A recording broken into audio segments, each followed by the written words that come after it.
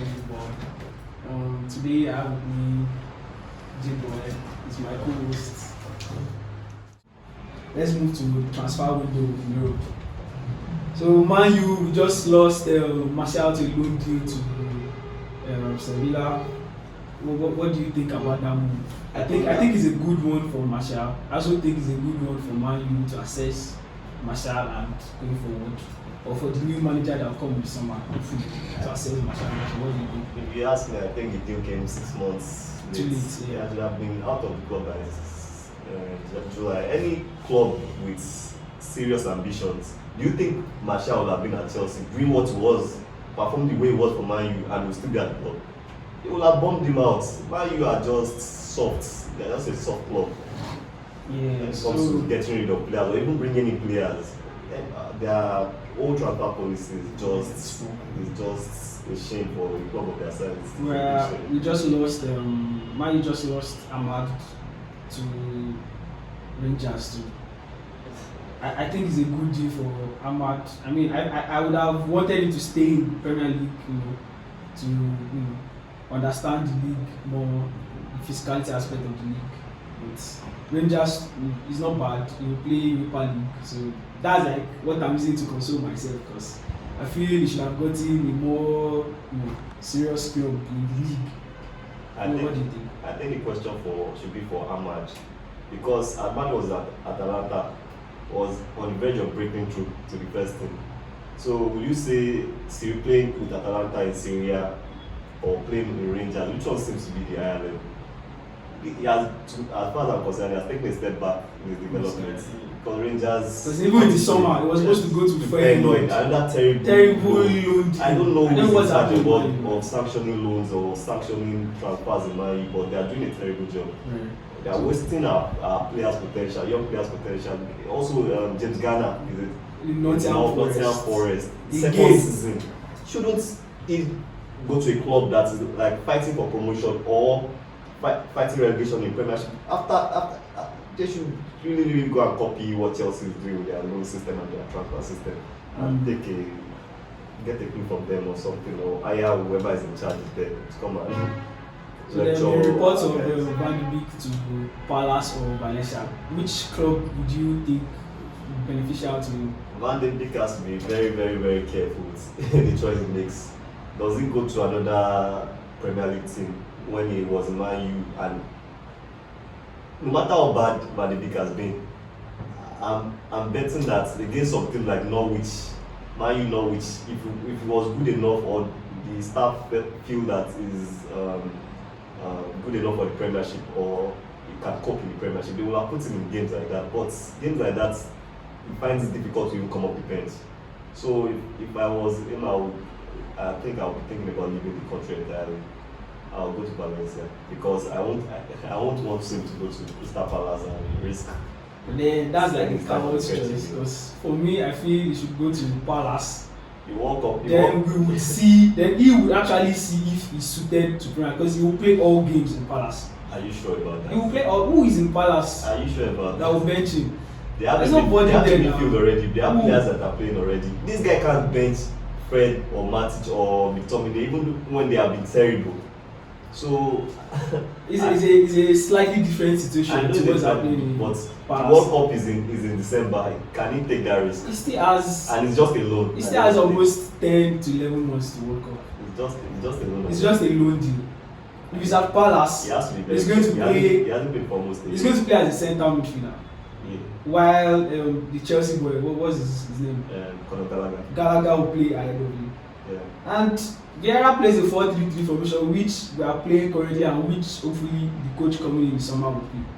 So I feel this will be like his chance to get run of games and like be physically fit and see if he's like suited to the style, Premier League style, or if he should get a move in the summer. Would you, if you ever the big now, will you still consider Man U as somewhere you ever still play? Yes, now, of course, right now we're in the transition phase. Anything can happen in the summer. He still has 3 years on his contract. That's a long time. So right now is the right time to figure out if he's ever going to play for Man U by getting runs of games in Palace, still playing in England and playing similar opponents that would play next season. You have to put yourself in his shoes. If you were this guy, you've been at the club It's for just a a year. loan deal. A year. It is These just a people have not loan used deal. you. These people have not used you for a year. Then they're saying you should go to somewhere on loan, and when you come back, they will consider. He's the one that wants to go on loan. If I was Van de Beek right now, I'd be looking for a club outside England. That is just my own picture. Yeah, moving on. Lingard, wants to leave to Newcastle on a 6-month loan deal, so he can leave as a free transfer in summer. I mean, I also want him to leave because I feel he has been treated poorly by Man U this season, especially. But then, if we lose Martial, Lingard, Van de Beek, and Lingard, we know we are not signing anybody to replace them. I mean, today is 25 or 26. 28. That's 3 days to the end of transfer window. We both know Man U, we are not signing anybody before the season ends. So if these players are leaving, especially Lingard and Van de Beek, players are playing similar positions, and we know we are not signing covers, should they be allowed to leave? What's the plan? Because Pogba is coming back, yes, but we are like 3 COVID cases and 1 injury away from being stretched too thin in the middle. So what do you think about it? If we're thinking about the player from the player's side, we should have left since so that we should have cashed out on him. That's another mistake from Solskjaer. It's a terrible mistake from our transfer team again. They should have gotten whatever they could have gotten and invested in the team. But right now, with everything that is going on, thinking from the club's perspective, they should try and keep him. But he hasn't played almost any match. He hasn't started. I think he hasn't started once in the Carabao Cup against West Ham. Got knocked out. So this guy is not going to play. I think we should let him go. Yeah. So moving on to Spurs, we should try and get someone in before the end of the transfer window. Otherwise, we are not getting anybody. It's just 3 days the to get a transfer responsibility window. of the. Moving on to Spurs, Spurs they missed out on Adama, Traore. They are potentially going to miss out on Diaz too. Liverpool has submitted a bid for Diaz, and they are trying to sort out loan deal for Ndombele. I mean, it's all but done because they've agreed on wage and loan option to buy. They are also making a move for Amrabat, the centre midfielder from Fiorentina. What do you think? I think the way Also, Bergwijn to Ajax is still on. is this still He's still on. the way their squad is stressed like this, they have to bring in players as fast as they can. Yeah, Not just for the sake of the club, for the sake of keeping Conte, because everybody knows Conte. If you don't satisfy, at the end of the season will be gone. And with Man U looking up and down for a manager, they have to satisfy this guy this window to show him that they are serious. But talking about transfers, I think they will need one more central defender because Conte plays 3-man defense. A wing back. Yeah, I think the match against Chelsea was Conte trying to show the board that this is what I have. If you don't back me in the window, see the kind of players I have, the formation you use, the kind of the man Douglas inside that match. I think we're just trying. He played Douglas as a forward. I think I was just trying to prove a point in that match, and he's already letting his anger vent out a little, as in already showing passive aggression towards the ball. I think they just have to support him and try and bring all the deals to the line for them. Well, they are definitely going to sign Amrabat before the window ends. I don't see them signing anybody else aside Amrabat. Ndombele would leave. They are still trying to sort out no deal for Dele Alli too, but Ndombele and Dele Alli leaves. There hasn't been offers. Ndombele, Dele Alli, and Steven Bergwijn. So possible 2 out of those 3 are going to leave. While they sign Amrabat. I think they've been linked with this guy as well in midfield. Wijnaldum. No, PSG declined. It's part of their negotiation. PSG declined swap or. Yeah, they can still go back for him. So maybe they now bid. Yeah. But I don't see Wijnaldum really Tottenham.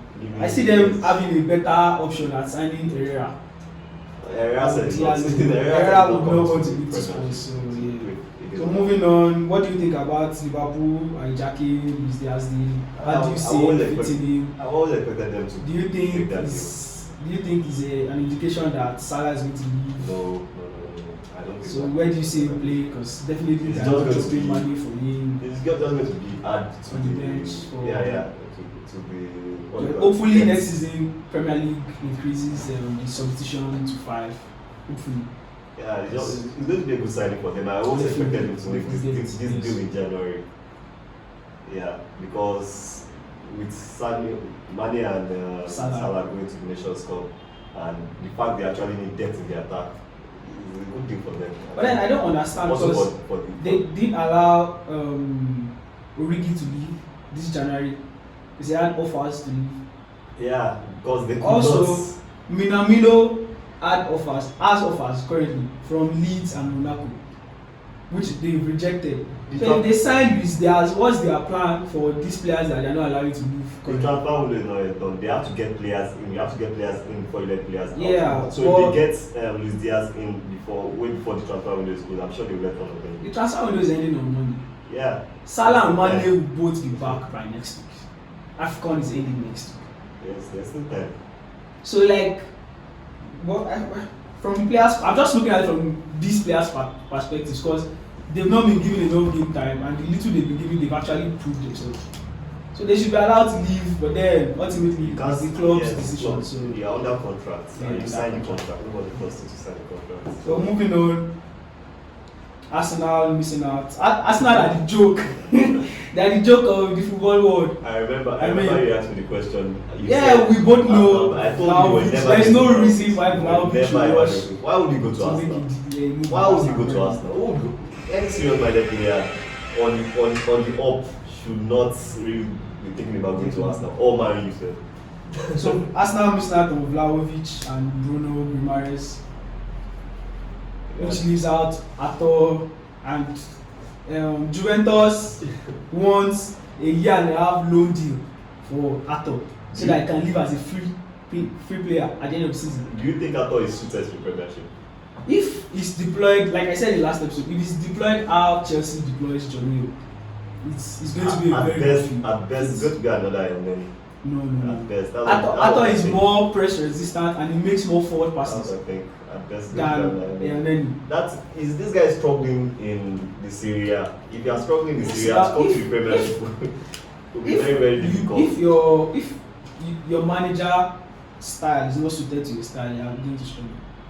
Yeah. That's just how it is in this modern football now. But if your style is not suited, I think he will struggle with physicality as well. Yeah, he would definitely. It's changing. Arsenal has always been a club that physically they've always been weak. No, but this season physically they've been competing. Yeah, this season they've been competing. Arteta has been trying to change that. I think it's not going to be definitely him changing. But bringing in another physically weak guy in your central midfield. Can you compare their midfield to like Man U midfield physically? Physically, if you are, it depends on who you are talking about. If you are talking about Xhaka and Partey, yes, I can. Yeah, we're talking about physicality aspects. Yes, I can. not comedic aspects. No, we're talking about physicality. Yes, I can. But if you are talking about Ator, he has never been subjected to showing his physical skills, so I can't really say. But looking at him from afar, for the first few months or few he struggled. And they need him to.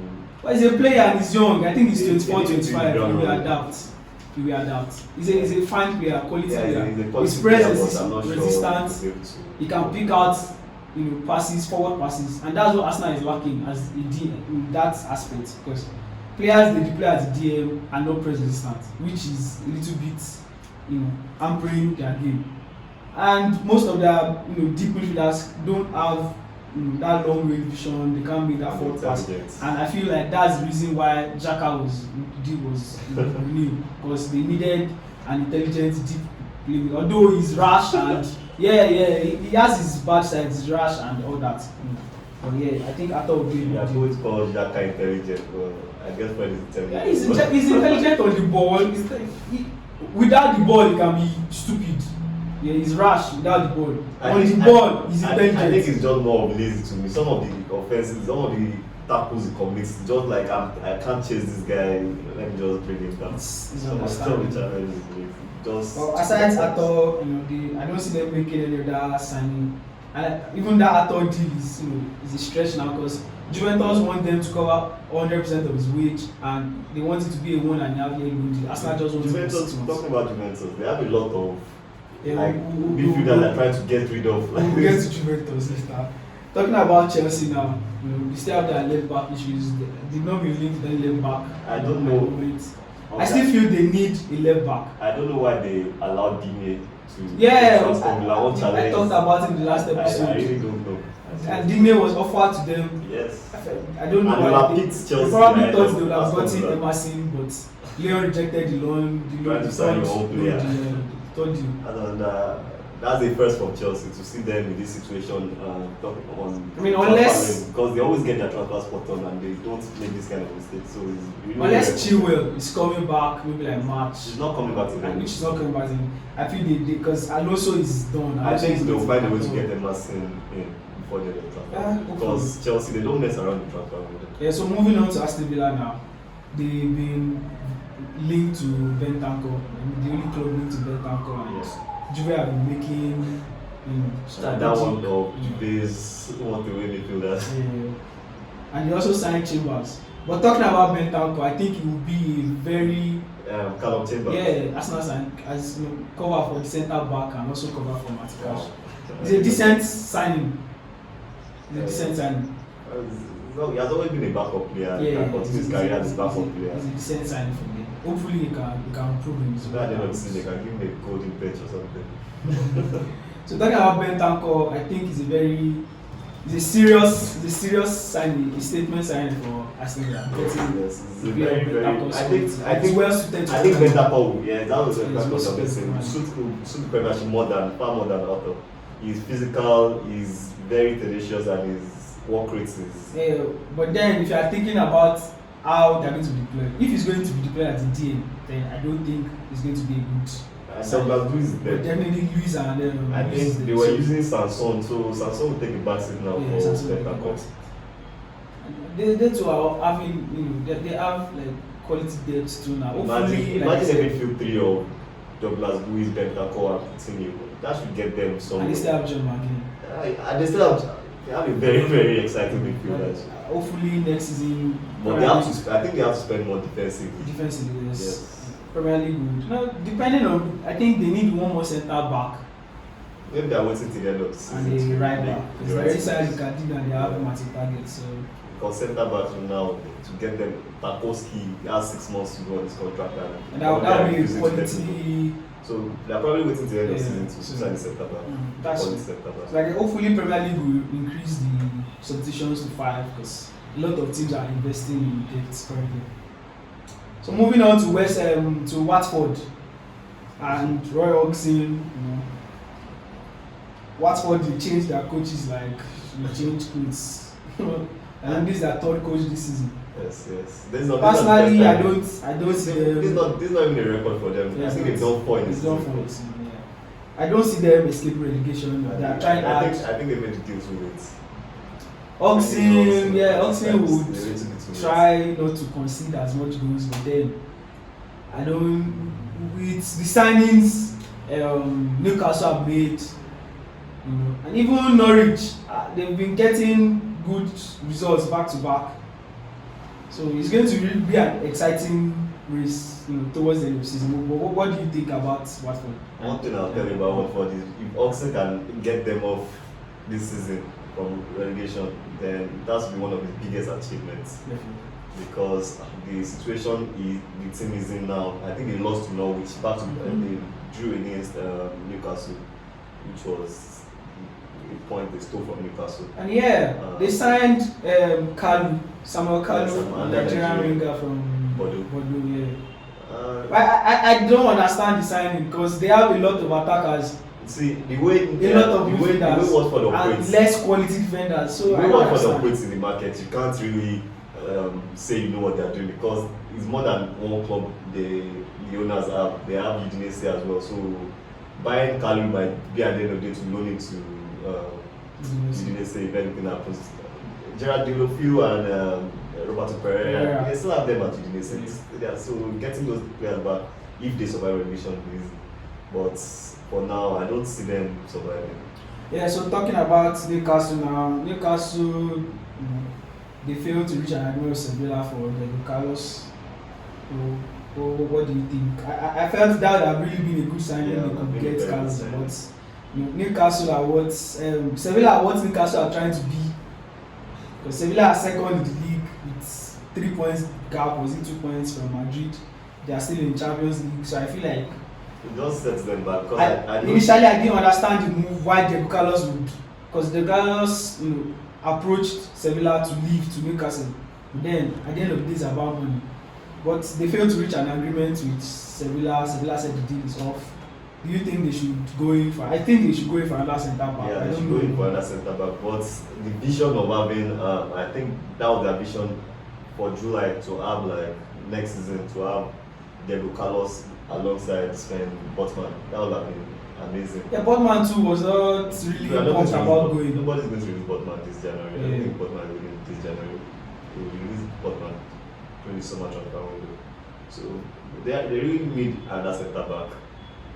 I don't know what they're going to get a quality Premiership proven centre back from right now. I think they should pull off the kind of deal they pulled up with Wood for Tarkowski. Chris Wood had a release clause. Yes. If they pay a similar amount, Burnley they are massively in debt. I know they are in debt. They've been in debt for several seasons. They still believe they can survive. Mm-hmm. And they need their best players. They've already lost Chris Wood. They are looking for a striker right now to replace Chris Wood. I think they've been linked to a couple of. I think they offer that same money, they can get it by. A couple of targets, like Andy Carroll, but from what I know, I think Andy Carroll is going to West Brom. So they are really looking for. They can't afford to now start looking for two players when it's like 2 days to the end of transfer window. So I don't think they will list that first name. They already accepted they're going to lose it for free. So they and they won't sell Tarkowski to Newcastle. Definitely, because again, after selling Chris Wood to a relegation rival, so they're selling Tarkowski again. I don't know. They've been recently linked with Ramsey. Newcastle. Yeah. I don't see it happening anyway because he has already turned them down. Yeah. He said he's not ready for it. I don't think it will have been good for them for the situation they're in. So finally, Lingard move is looking like it's going to happen before Monday. I think it should. Another loan, but I'm not sure about the getting him permanently end of the season. Yeah, because it's probably going to be a loan because he's a smart player. Why would he join Newcastle? Newcastle should also learn from Joe Willock deal. They had Joe Willock on loan this time last season, and was scoring and performing like it was the next big thing in England. Now, this season that they've gotten him permanently, he has been utter shite. But then the whole team has been terrible. So how do you see them going forward if they eventually sign that? How do you see them setting up and all that? Because now they to have a lot of similar players, similar positions. They've also been linked with Bruno Guimarães. Bruno Guimarães, he has done his medical. So it's official. With Guimarães, Lingard, and maybe Shelby in that midfield, I think they will get more goals. The problem with Newcastle that everybody has always been asking, even before the transfer window, has always been defensive questions. Can they keep other teams out? I felt like they need like more defenders, especially in the right back position, in the centre back. They got in Trippier. They got Trippier. Okay, well, I think it would have been nice if they were focusing more on getting centre backs currently than getting midfielders. I think is Callum Wilson back from his injury. Wilson should be back before the next game, so they should be. I hope they will be okay because Newcastle is going to be another team for the glory hunters. I hope they survive. That's like 7 teams competing for 4 positions. That would make Premiership more exciting and more competitive. Then Man City will have someone that can compete on their level financially. You'll see how that feels. I mean, Man U can compete on level financially, but we don't have the right people making decisions. So that's the issue. That's the issue, man. So that's the end of this week's episode. Join us next week. If you have any comments, in the comment section. If you have comments, or anything to add on. Please like Join and us in the subscribe. comment section. Would engage with your comments and we'll have an exciting time. Join us next week in Everything Football Show. The show will talk about everything football. Thank you.